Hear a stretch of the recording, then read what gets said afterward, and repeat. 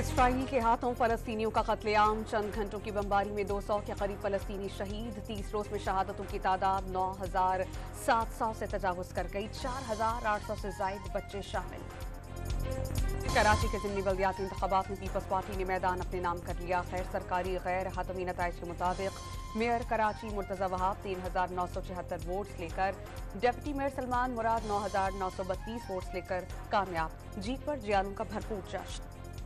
अंदरूनी सिंध के ज़िमनी बल्दियाती इंतखाबात में पीपल्स पार्टी ने सबको मात दे दी। नवाबशाह, सक्खर, टंडू अलाहियार, घोटकी, शिकारपुर और टंडू आदम खान में मुख्तलिफ नशिस्तों पर पीपल्स पार्टी के उम्मीदवार कामयाब। नवाज शरीफ की वतन वापसी खुश आइंद बात, लेकिन अगर उनके लिए आसानियां पैदा की जा रही हैं तो ये काबिल एतराज होगा। स्पीकर कौमी असम्बली राजा परवेज अशरफ की प्रोग्राम दूसरा रुख में गुफ्तगू। सिब्बी के इलाके बाबर कच्छ में रेलवे ट्रैक पर धमाके से मुसाफिर ट्रेन की बोगी पटरी से उतर गई, 3 मुसाफिर जख्मी। और चकवाल में मोटरवे पर भट्टी गुजर के करीब बस उलट गई, हादसे में एक मुसाफिर जाँ बहक, 3 जख्मी हो गए।